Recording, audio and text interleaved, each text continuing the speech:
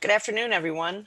Before I welcome our special guest, I wanted to just take a moment to mention the fact that we had unfortunately needed to cancel the upcoming holiday social that we normally do every year end. Unfortunately, we just didn't have enough registrants for the event in order to make it feasible, but we do hope to be able to have some other type of virtual get together. So please keep your eyes peeled for that. Um, we also are looking to hopefully continue to return to in-person events outdoors, perhaps at the end of Q1. So we'll definitely be in touch on any solid plans as they come to fruition there. Um, we uh, we want to remind everybody as well that this is an event that to qualify for CPE, you must answer the polling questions that come up on the screen. So that's very important in order to get your continuing education. In addition to that, obviously we are under some pretty large storm conditions in the Tampa Bay area. So there's always a chance that some of us will lose power. So if we do, we will endeavor to get right back on. We have several people logged in as hosts to the event. So hopefully, no matter what happens with a particular individual, we'll be able to keep the event going. Anyway, thank you very much for joining us today. And I'd like to introduce Dr. Susan A. MacManus. Dr. MacManus is a distinguished a USF Distinguished University Professor of Political Science, Emerita. Dr. MacManus received her MA from the University of Michigan and a PhD from Florida State University.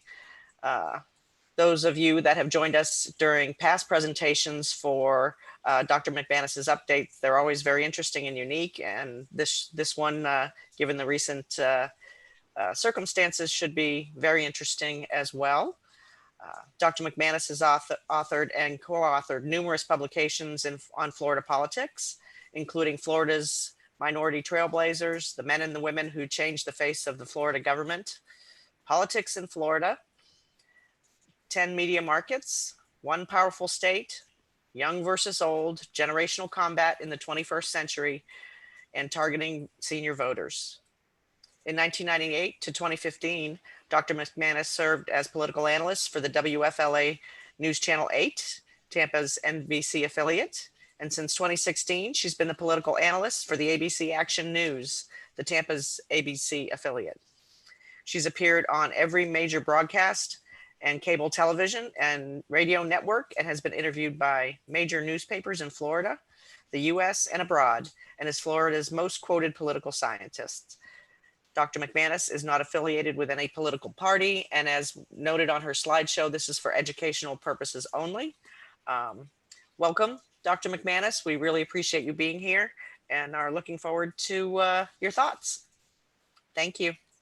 Well, thank you all for having me. It's really a pleasure to speak to groups that like data and graphics, because believe me, you're going to get plenty of them today in this presentation. But let's take a look at what exactly went on in Florida and some of the things that went wrong in terms of data analysis and targeting by various groups. So obviously, we have had a very tumultuous year, and any of these topics by themselves would have been dominant in a political season, but all four of them occurring simultaneously or uniquely in some places has really tossed the political world upside down and the feelings of the voters as well. But one thing that has been consistent from the very first handicapping that occurred over Florida and the map as to who would go which way, from the beginning to the end, Florida was considered a toss-up state, and the biggest one and the most important, particularly for Trump, but also important to Biden, because if he had lost some of the Rust Belt states, wanted to be prepared to make it up in Florida. So a lot of effort was put here. And of course, the projections were that it was going to go right down to the wire, another nail biter in Florida, because the last 5 prior elections, we had seen basically a 1% margin of victory, whether it was a governor's race or the 2012 and 2016 presidential race. And in fact, the governor's race was only 0.5%. So it was absolutely understandable while everyone was thinking it would be this close again. It's really important as we go through this presentation to look at what makes Florida the nation's most unique swing state and the most diverse. And I might say, this is sort of a theme I'll develop throughout the presentation, it's the wrong place to try and put a national template over the top of our state and explain it politically. It does not work. And we'll see some of the reasons why things didn't go well in terms of polling in our state. But these are our diversities, and obviously, uh, we are considered the microcosm of the country and sort of the melting pot. People come here from everywhere, and our politics, even in a specific area, can change with a blink of an eye with people moving in and out. This was the big story of the election. It gave us a clue early on to the enthusiasm gap that we talked so much about. By the end of the registration period, Democrats only outnumbered Republicans in Florida by 134,000 out of 14.4 million registrants. And of course, the big story over the last 10 years has been the growing clout of the people who register with neither party. And we'll look at those a little bit later here. But this gave us an early look at something that we're going to see was very important to why Republicans did so much better than expected in Florida. And it started with registration. Our racial and ethnic diversity is unparalleled in any state. The fact of the matter is over 1/3 of our registered voters are non-white. Hispanics 17%, blacks 13%, Asians 2%, and others, which would be mostly people who identify as biracial or multiracial. These categories, which are often used by pollsters, are very deceiving in terms of understanding how people work and vote, and particularly how they vote. And this was where one of the problems began as well, is looking at broad categories to describe a state that's more like a giant jigsaw puzzle with all kinds of pieces that have to be carefully put together. And sometimes they overlap with another color or whatever. It's also true that we have tremendous age diversity, and Florida was perceived this election cycle, as it is so often by outside analysts or people coming in to do stories in Florida, as being an old folks state. But this is not a very good characterization. And you'll notice Generation Z, which are the 18 to 23-year-olds, were 7% of our registrants. The millennials, who are 24 to 39, 24%. And then when you add Gen X, it's well over half of Florida's registrants. And yet, story after story, particularly in national press, focused on and sort of had a genesis of a 500 golf cart parade in the villages for seniors there. And yet the villages has 30 some thousand residents. But the perception that was nationwide was that, wow, Trump is really going to lose a huge portion of the all important senior vote in Florida. But we will see here that if you don't pay attention to these narrow slices of our age composition to understand again what messages you use to win an election, you will miss a whole lot. Same thing with gender. Obviously, women have long been a majority of Florida registrants. A growing trend, I'm sure some of you have seen it in business, it's certainly there in politics and in universities, is the percentage of people, particularly young people, who refuse to be defined in binary gender terms. So it was 3% here, but you're also going to see that that number increases when you look at demographics about young voters. So here's your first question, your first polling question.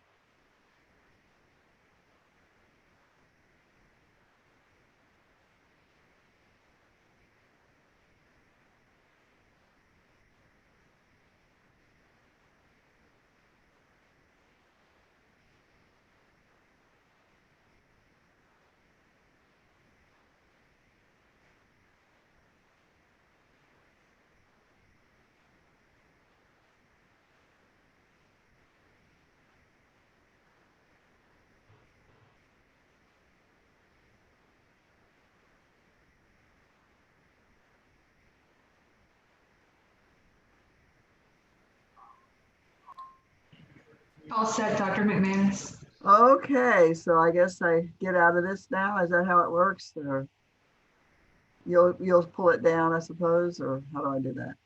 Okay. Anyway, the correct answer is gender. The narrowness of margin of victory is party competitiveness, and that's one of the key compositions of Florida's swing vote status. So we're going to see that the gender gap did not materialize, and it never is really described much in Florida's diversity as much as party, race, and age. So let me get out of that. All right.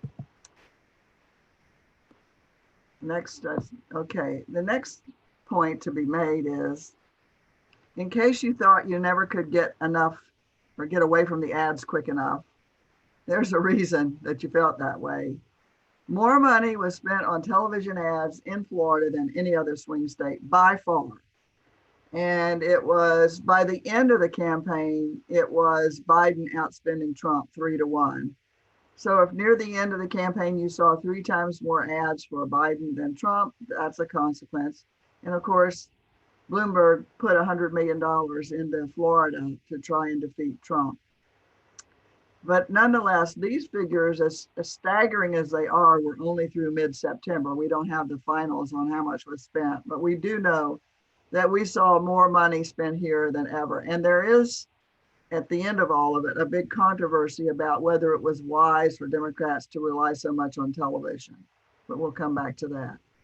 Another sign that we were critically important was where the candidates went.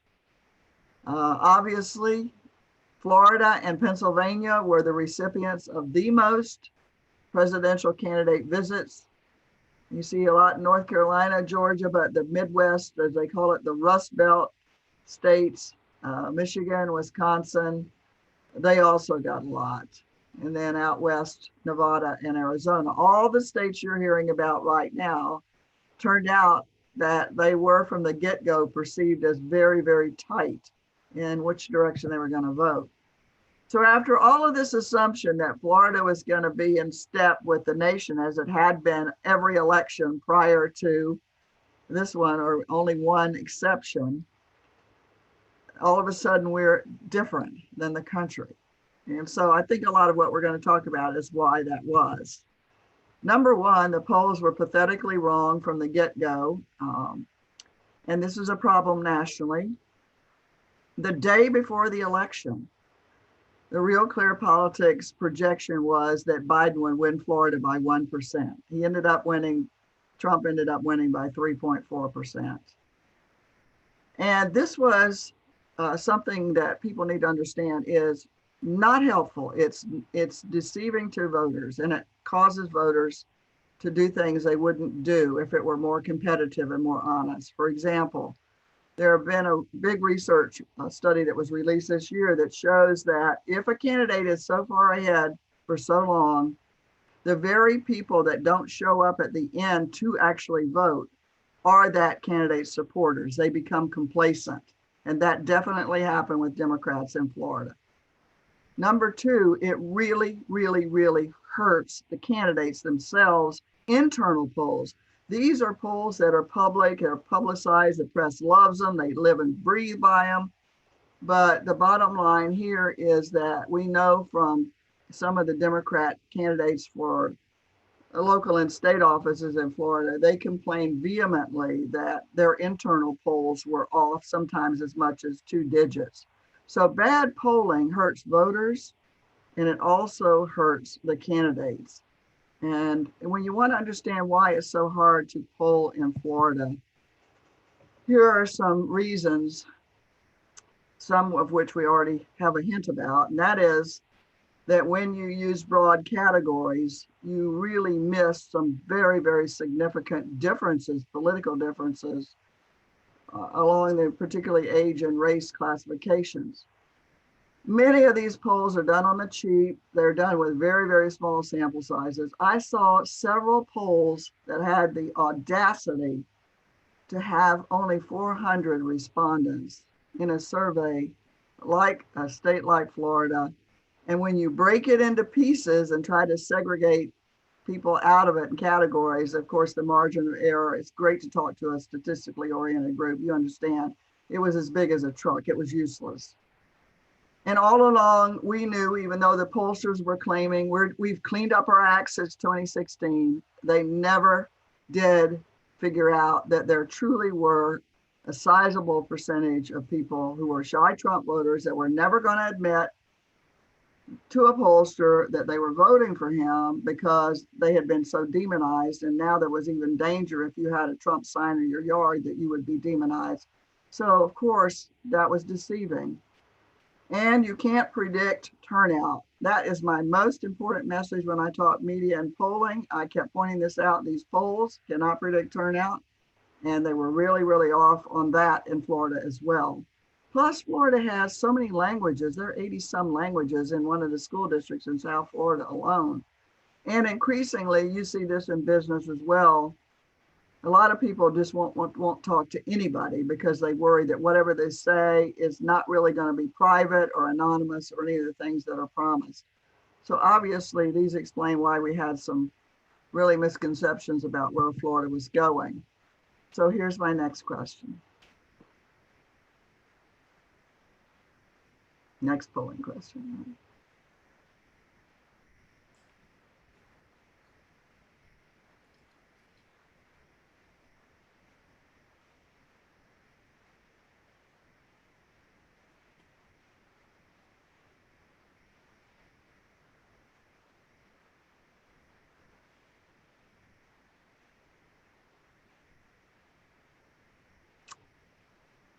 Is that, okay, here we go.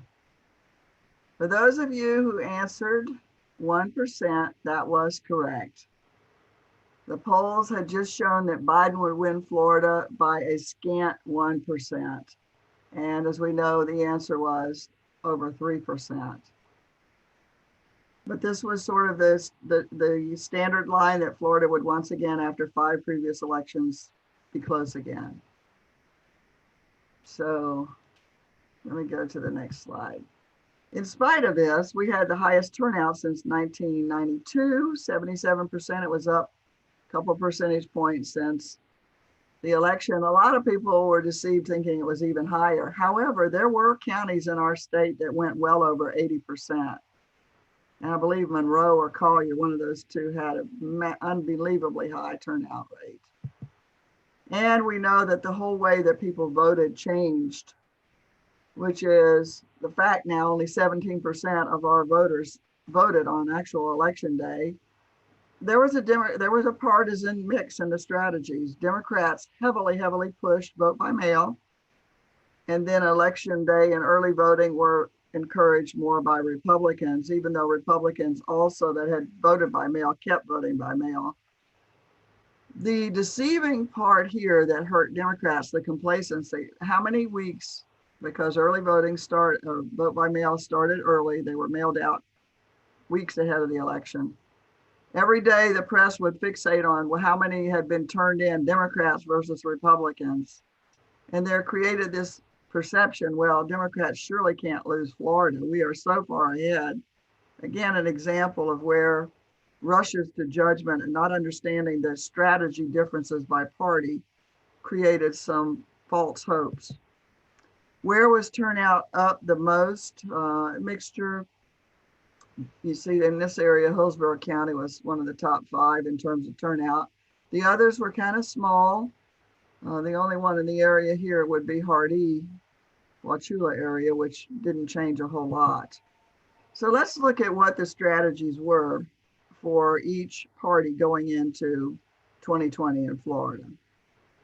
Obviously, Democrats really felt and targeted suburban women that had voted for Trump in 2016, believing that they could really peel them over to the Democratic side on a lot of issues, but including the demeanor of the president.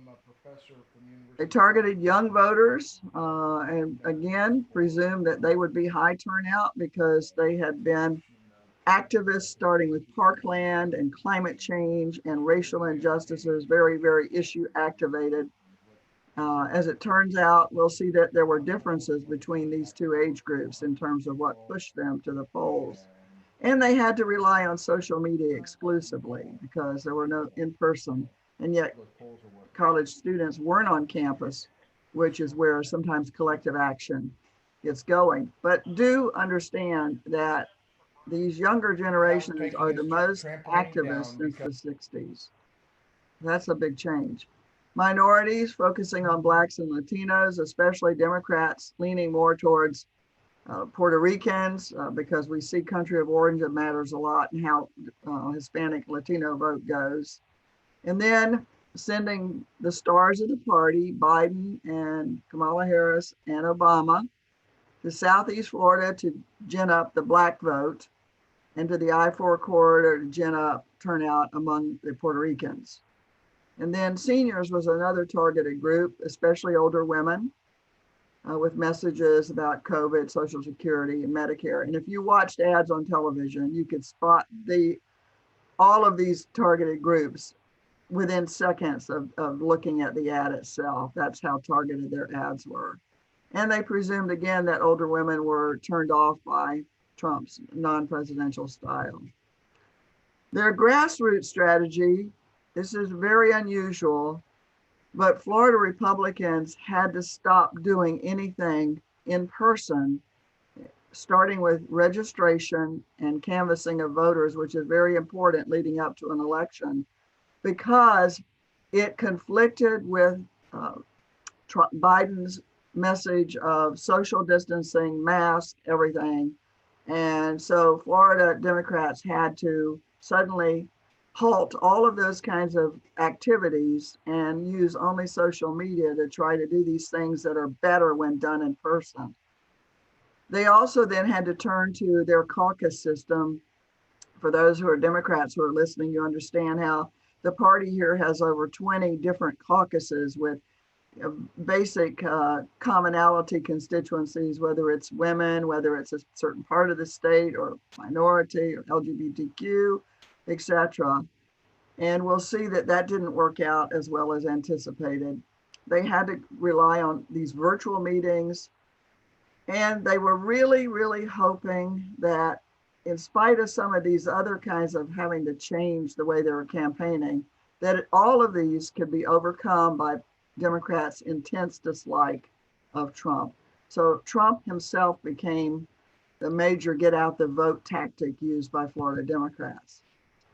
In contrast, Republicans never stopped personal contacting all through the COVID, and they had hired early on massive number of people working at the grassroots. And many of those people were local people who understood the area. They would go to doors, social distance, but ask people if they were going to vote, what were the issues. So they basically took a poll in the neighborhood where they were canvassing, could see what's on people's minds. This turned out to be invaluable in helping Republicans win Florida. They also, from the very beginning, after the 2016 election, where there were criticisms of the Republicans needing to expand their base as the demographics of our state were changing, they certainly made efforts, and we'll see a little bit successful in this. They certainly developed a coalition, Latino coalition, beyond just Cuban Americans. Very, very important, because Cuban Americans have always been heavily Republican and high turnout, but they expanded that base to include Latinos from Nicaragua, Venezuela, Colombia, Honduras, so other Latino countries that had socialism issues. And this coalition expanded turned out to be the story of the day for Republicans, especially on television on election night. I know I was there. And it was very high turnout. And in contrast, the groups, the Latino groups that supported Biden tended to be Mexican Americans, but most of all Puerto Ricans. And even there was some slippage. They didn't do quite as well. They won the Puerto Rican vote, but not quite the degree they thought. And also, from a religious perspective, Republicans thought that through Trump's policies with Jerusalem and so forth, Israel, that they could make inroads with the Jewish population, which is around 8% of Florida's voters. And they did make some inroads there. But here's another big story. So the three big stories: being able to contact in person, expanding the base, but knowing that in big urban areas, Republicans aren't going to win. Their idea was, if we can just diminish the percentage by which Democrats carry urban areas, in other words, focus on the margins. And their real target was Miami-Dade County, which of course is Florida's largest county and non-majority white county. The grassroots was definitely an on-the-ground game. There's an old saying that the party that wins, or the candidate that wins the grassroots game, wins the election. And the Republicans had a lot of uniquenesses, particularly aimed at that Latino population. But we saw it even in this area: boat parades, car caravans, rallies with Trump. By the way, Trump didn't just go to the urban areas. He went to some of the places like Fort Myers and Pensacola. He didn't leave any part of the state untapped in terms of a live event. And then Women for Trump events were very popular. And a lot of the leaders of those groups were daughters, Trump's daughters. So here's my next question.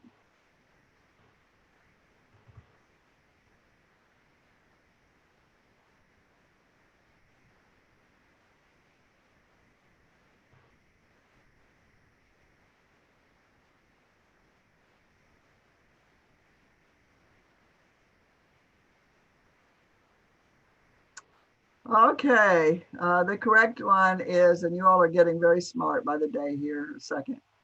It is true that they had to rely on social media much more than the Republicans, and that really helped in terms of them increasing turnout for Republicans.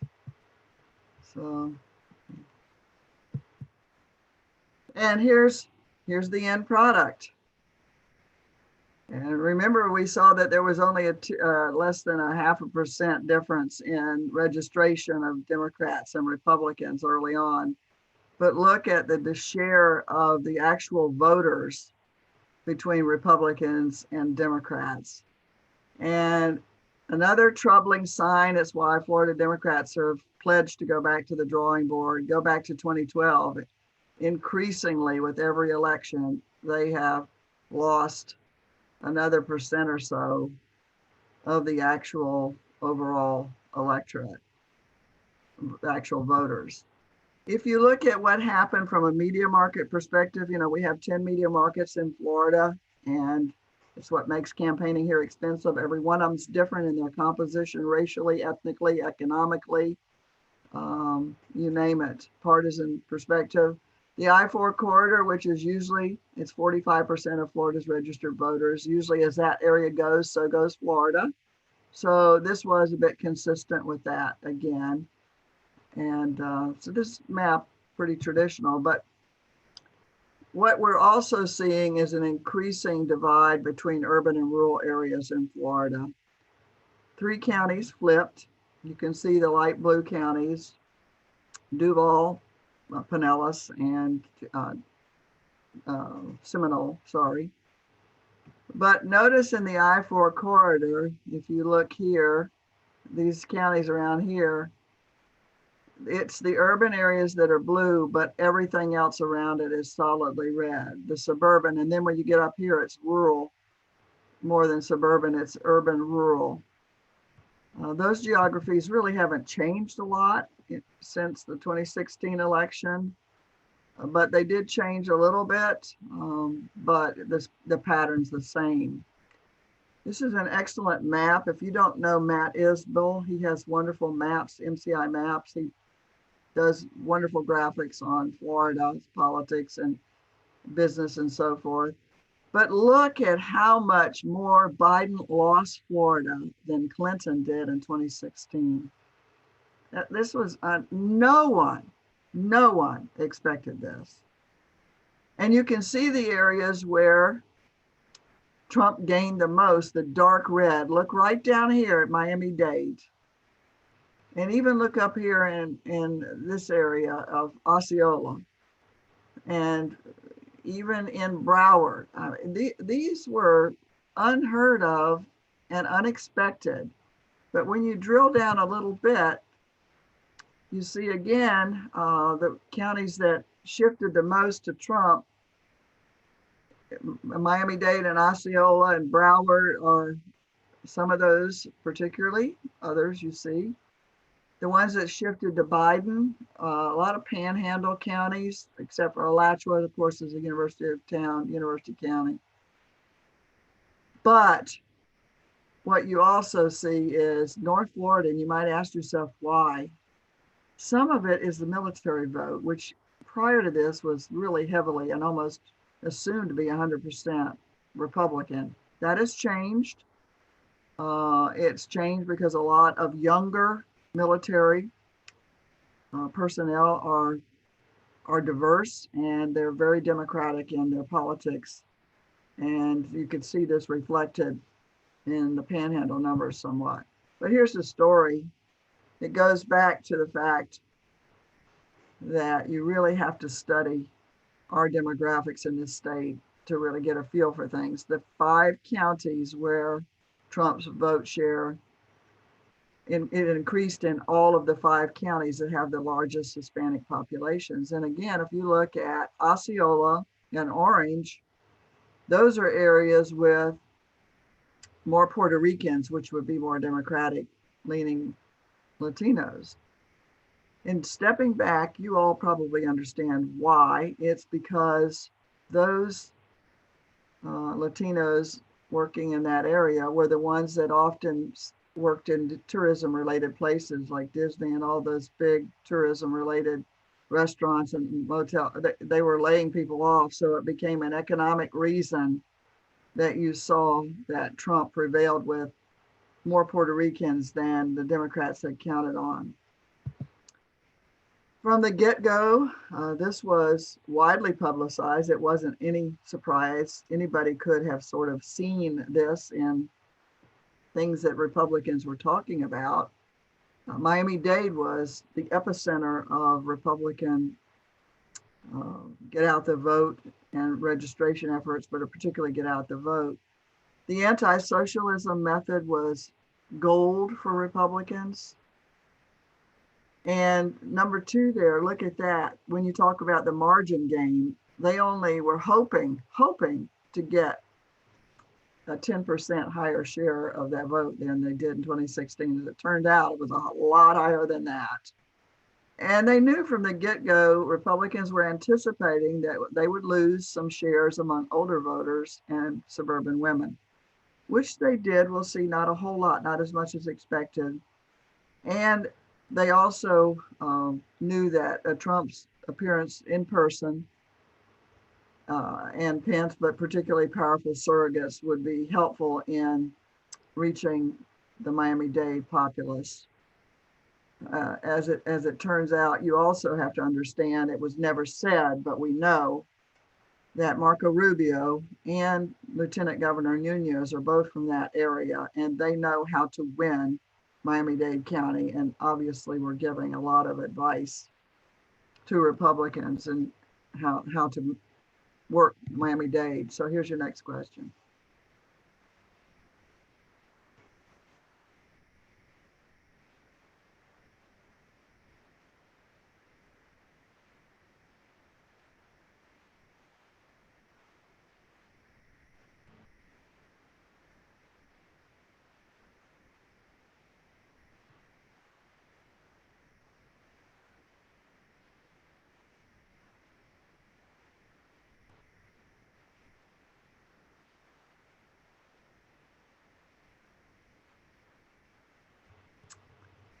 Okay, the answer here is Puerto Ricans. They're not coming from a country where there's had any socialism experience. They are citizens from the moment they get here.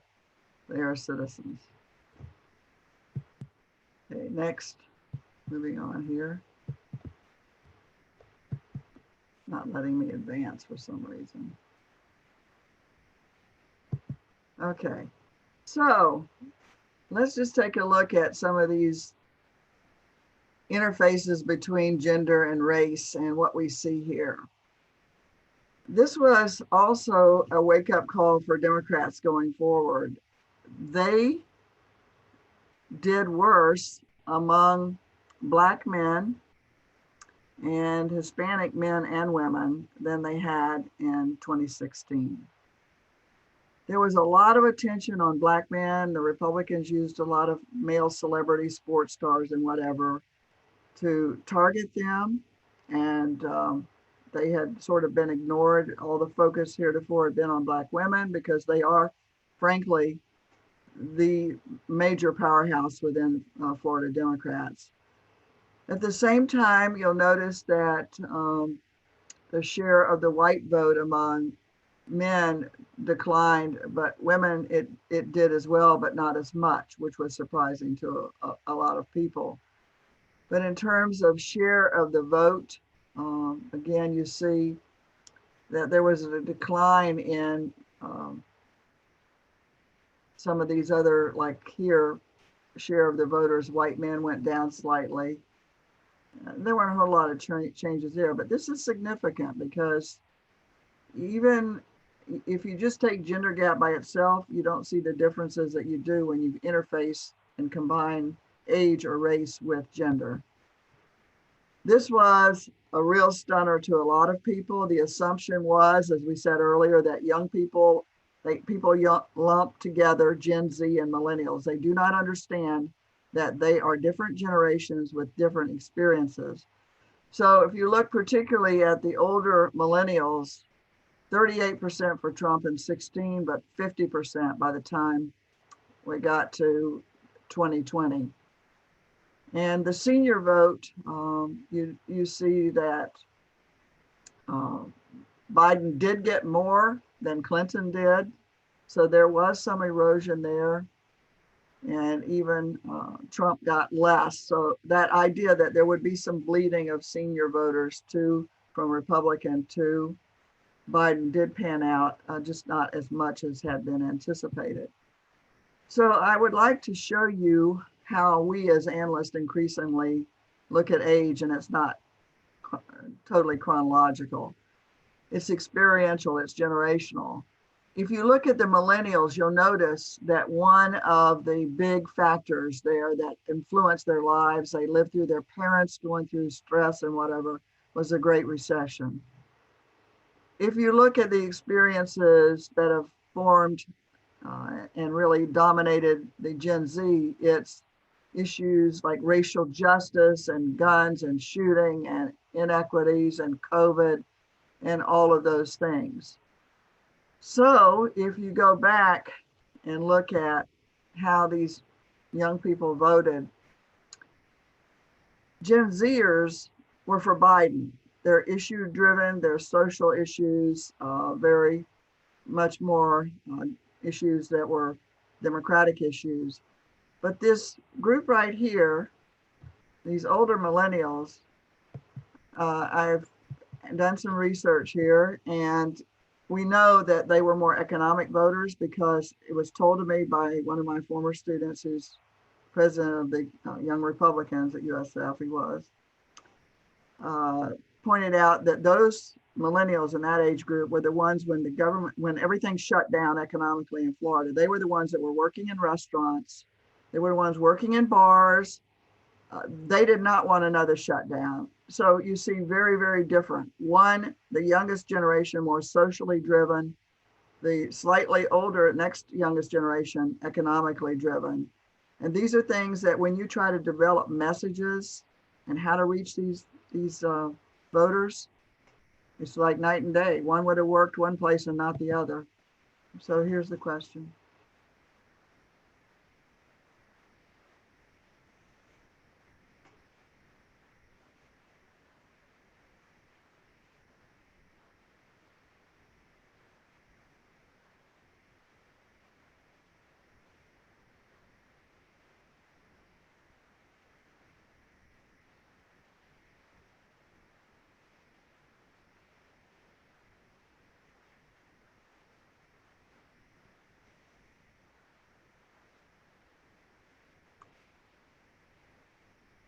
definitely true. We've seen that the generations, and if we had looked further into the baby boomers and so on and so forth, you would have seen similar kinds of differences. But in a day when people use different communication mechanisms, TV works well for seniors. No young person's watching evening broadcast television, I can assure you. Next question, moving on here, okay. The women's vote here, another thing to look at was in 2016. Notice the difference between women voters was only 4%. And in 2020, it was only 5%. Women here are divided politically, and much more so, I mean, almost evenly divided compared to women nationally. And you see a lot more variation in men's votes than you do, wider gap there than you do among women. It is true that where Republicans are losing the share of women's voters, particularly among white voters, is white college grad women, professional women, a lot of whom are very, very alienated by the language and behavior of the president. This is something that you're going to see, but they still ended up in the end voting for Trump. And there's a big study out. I don't know if you can see it here, but it says white women had doubts, they voted for Trump anyway. This was an analysis, and a lot of it came back to the economic policies and also to fears of the law and order issues. So I'm winding down here. I look at the vote choices that people make, not in a multivariate model, but more in how is the average person, when they're making the decision, what choices, and it usually is a twofold category. Do I want more chaos or do I want calm? Do I want to shut down or do I want jobs and growth? Do I want democracy or socialism? And so on down the list. So if you take a little bit of a look at it, I'll pause a minute. You can probably, if you had to assign which one would pick what, which party, someone leaning in which direction, it's probably pretty easy for you to see the framing that was done by people as they decided to vote for president. So I'm going to see how good you are at guessing at this framing here. So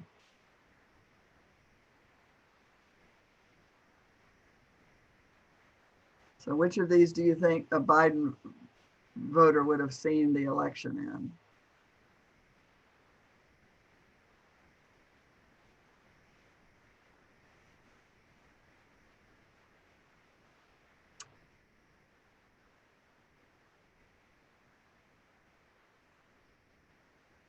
Okay, you all are very bright. I think all of you are making A's so far in this class. But yes, that was a big issue for a lot of that fell along age and educational lines and experiences there. Next would be, moving on here. So let's go back to that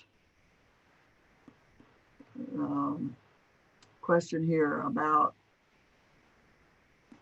where were fears of the shutdown most intense. Or was it true or false that Republicans benefited from fears of shutdown?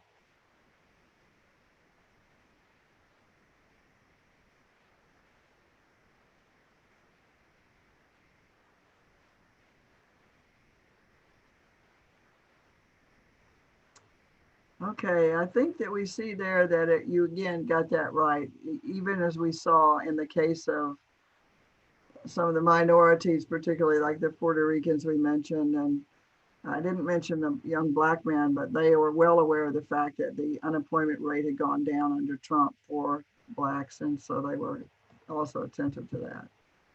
So let me move on to the next slide here, and I want to quickly go through these because they summarize everything that we've looked at pretty much.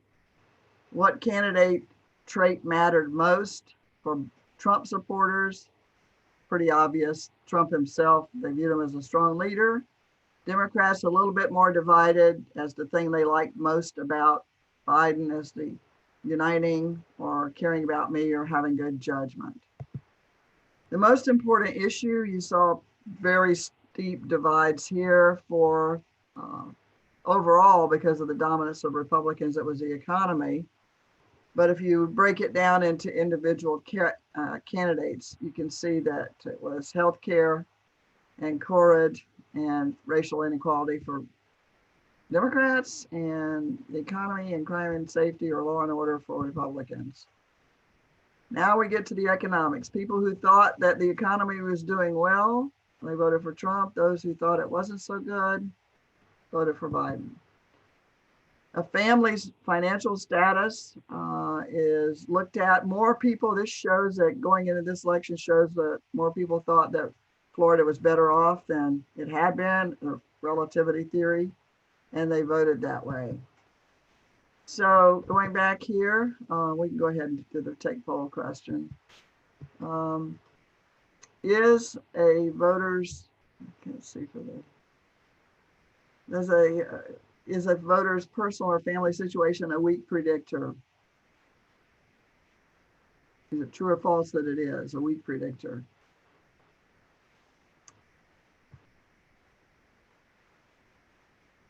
This one is a give me, I hope. It's a very, very, very strong predictor. And it was almost a perfect correlation, excuse me. Okay, moving on here.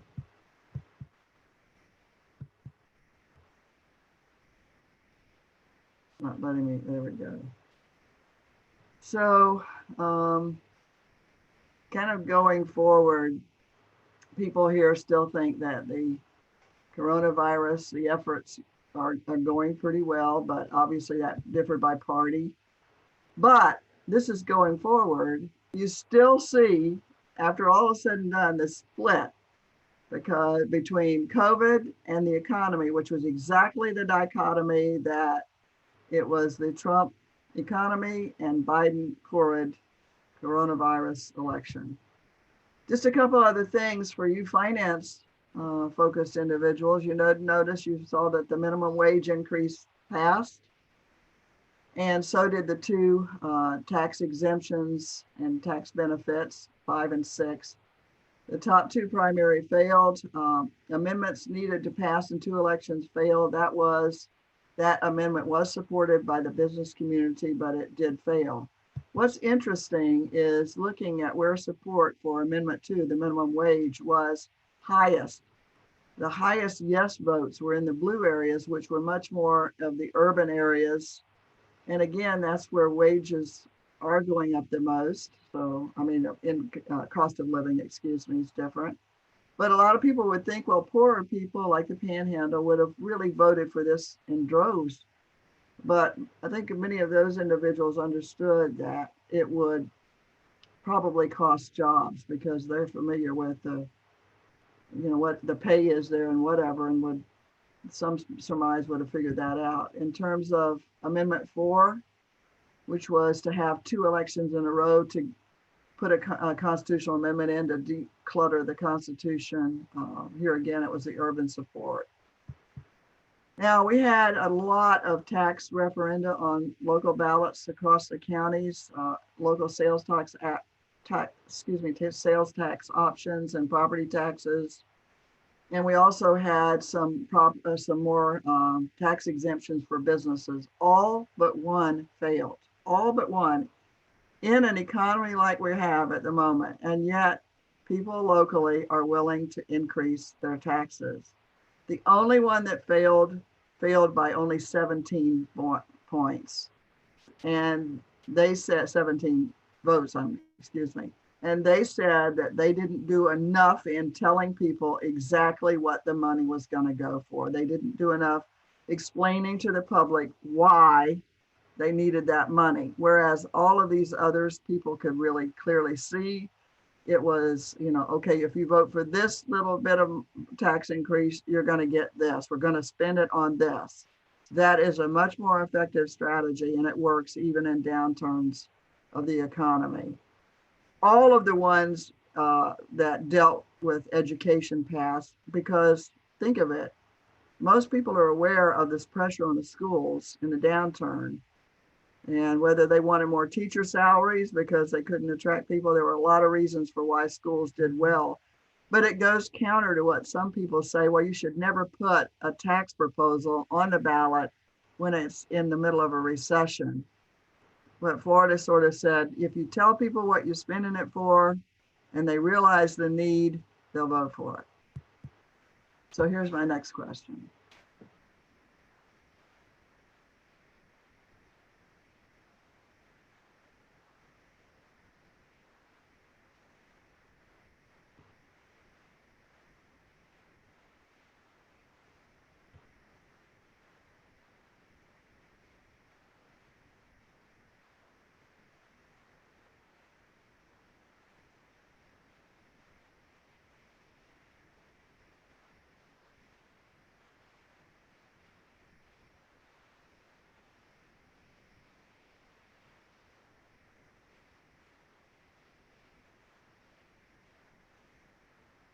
Okay, wrong, it's false. You have to read carefully. Here you're saying that it's not wise to put a tax proposal on the ballot, and yet all but one in Florida passed. Again, it's how you inform people of what you're spending money for. Okay, moving on here. So looking ahead, again, people may not agree which should be done for the economy versus COVID, but a large portion of Americans, or excuse me, Floridians are saying that climate change is a serious problem, and it's certainly true more in the coastal areas than elsewhere. But this kind of percentage you can't get from Democrats alone. The same thing with racism. Almost 69% say racism is an important problem in our state. And there again, even within Trump supporters, you see it. If you add important plus most, it's well over half also see it as an issue in our state, racial equity. So in concluding, why did Republicans win in Florida? Superior ground game. We looked at, they were more effective in their registration early on, door-to-door canvassing to find out issues. They had a better staff on the ground, better way of reaching people. In person always works better than remotely. And of course, one of the big complaints out of South Florida, a Black Congresswoman, Frederica Wilson, really took Florida Democratic Party to task for not realizing that you had to use get out the vote efforts to really get Black turnout up, because it was not. It was down for the third election in a row. Why did Trump win? The converse here, the registration battle, micro-targeting throughout the state, not just Miami-Dade County. I've pointed that out, probably not as strongly as I should have. But a big complaint from, post-election complaint from Democrats was the Biden campaign never came up with a response to the socialism accusation. And of course, we saw the Latino broad coalition. The same thing here as we've talked about. The Black vote, Trump made inroads there, certainly in the Hispanic. The big surge in suburban vote toward Biden didn't materialize. Some did, yes. And the women's vote was changed slightly towards the Democrats, but not as much as people had anticipated. And then these comments are all from Democrats in Florida, elected officials who complained about the outcome. And they said the caucus network wasn't coordinated. The over-reliance on pollsters from outside of Florida had no clue about all the diversity we have. Too much money on TV ads, too little too late on Spanish language media, recognition, over assumption that young voters would turn out at high rates because of the issues, but not recognizing that there were differences generationally. And a lot of them complained that they would have done better if they had embraced the minimum wage amendment, but they never did. So here's my last question.